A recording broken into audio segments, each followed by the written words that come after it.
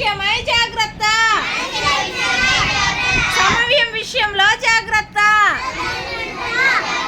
భ్రష్టులం అవ్వకుండా జాగ్రత్త, దేవుని మర్చిపోకుండా